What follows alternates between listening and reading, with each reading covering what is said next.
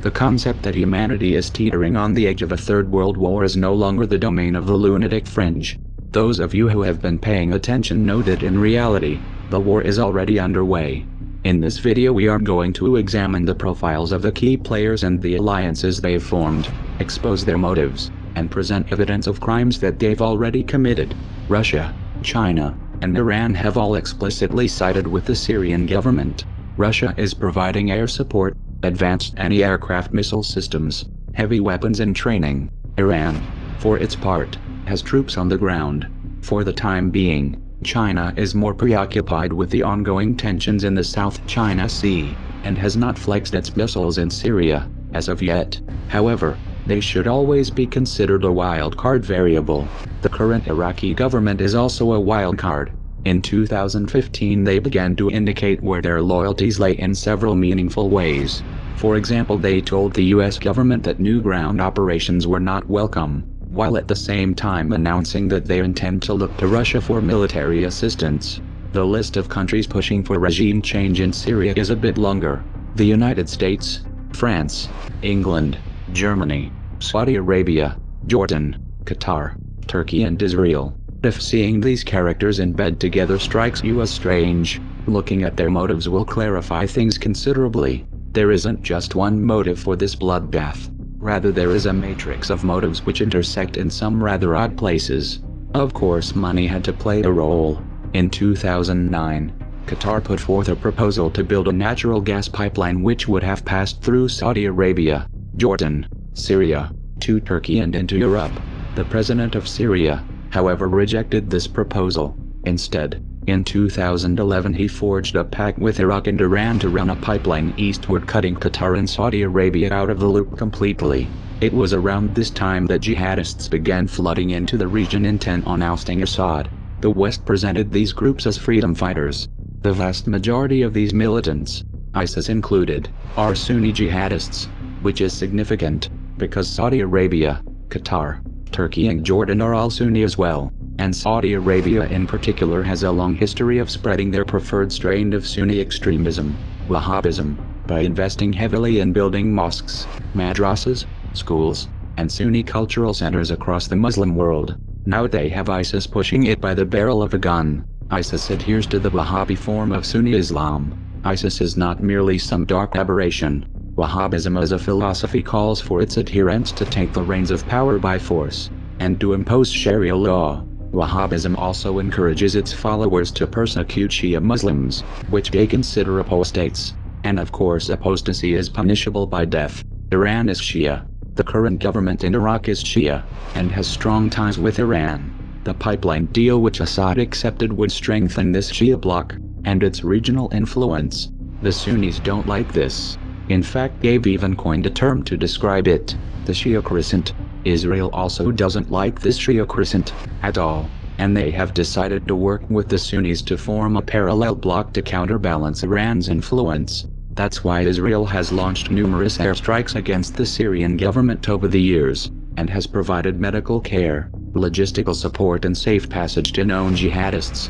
In 2013, Israel's ambassador to the US, Michael Oren, told the Jerusalem Post that the initial message about the Syrian issue was that we always wanted Bashar Assad to go. We always preferred the bad guys who were not backed by Iran, compared to the bad guys who were backed by Iran. He said, this was the case. He said, even if the other bad guys were affiliated to Al-Qaeda. Let that sink in for a moment. Now at this point, if you were to ask any of these governments directly why they are arming and funding jihadists in Syria, they would claim that they are only supporting the moderate rebels, specifically the FSA. However, FSA commanders have gone on record to say that they cooperate with, and conduct joint operations with Al-Nusra, Al-Qaeda's official branch in Syria, and ISIS and Al-Nusra have officially formed alliances. And it is well established that the FSA command has been dominated by Islamic extremists for years.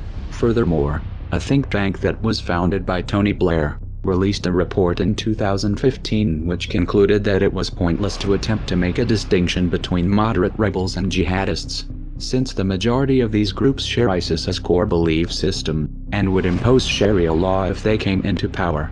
In this context, The support being given to these groups can only be interpreted as material support for terrorism, which is a crime. Now the US government has been arming, funding and training these extremists both covertly and overtly since 2011. However, this support would have been impossible without the assistance of the regional members of the anti-Assad axis. For years, Jordan has allowed the CIA to run training camps for militant groups and has granted those militants safe passage into Syria. Qatar has also provided training grounds. In 2014, PBS visited one of these training camps and interviewed some of the trainees. One of the fighters told the reporters that they were being trained how to finish off soldiers still alive after an ambush.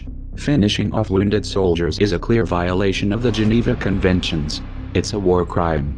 This is a hallmark of a terrorist organization, not moderate freedom fighters. Turkey has been the primary route for material and personnel headed in and out of jihadist territory for many years. A blatant example of this was 400 tons of weapons that were looted from Gaddafi's armories, shipped to Turkey and then moved into Syria in 2012.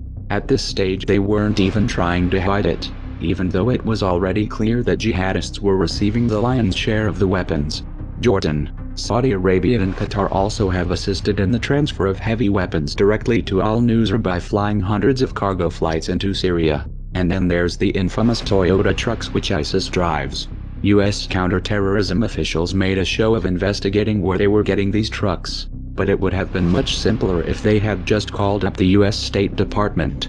According to the Prive, the US State Department has been supplying Toyota Hiluxes, the exact model being used by ISIS, to the FSA for years. Specific equipment like the Toyota Hiluxes are what we refer to as force enablers for the moderate opposition forces on the ground. He adds, Shabander says the US supplied pickups will be delivering troops and supplies into battle. Some of the fleet will even become battlefield weapons. You can absolutely expect for many of those trucks to be mounted with crew-served machine guns or other type of equipment, military equipment, that the opposition forces have access to. I mean, that's one of the reasons why the Toyota Hilux is such an important force multiplier, because it could be used both for humanitarian purposes and for operational purposes as well. Knowing the real chain of alliances between these groups, it makes perfect sense that ISIS would end up behind the wheel. And let's not forget about the oil. At this stage ISIS has reached a point where it no longer needs direct sponsorship. The organization earns an estimated $1 million to $2 million a day through oil sales. The US was aware of this but did nothing to stop it. They didn't even condemn the country which was facilitating the sale of this oil. Russia, on the other hand, began targeting oil convoys headed into Turkey in November of 2015. Shortly thereafter, Turkey shot down a Russian Su-24 that supposedly violated Turkish airspace for 17 seconds. In response, Russia released satellite evidence that they claimed shows how Turkey is smuggling oil from ISIS. The US government dismissed this evidence, but didn't counter it with any evidence of their own. So where is the oil going? We're supposed to just put that little detail out of our minds. They knew, but they did nothing. Why? Right. And I suppose we didn't call out Turkey for buying the oil because we didn't want to hurt Erdogan's feelings. Clearly it is not in the interest of the anti-Assad axis to eliminate ISIS. The United States and France are keen to make a show of airstrikes and special forces. But what they really want is the ability to operate in Syria militarily. This is the only way they'll have any chance of influencing the outcome. Trouble is, Russia is dug in.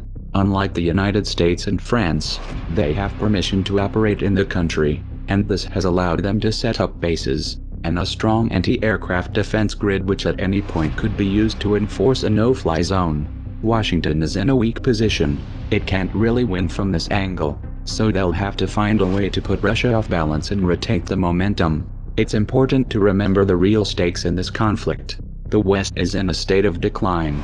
Their influence is waning. If the US and their allies fail to remove Assad from power, what they will be faced with is more than just a strong Shia crescent.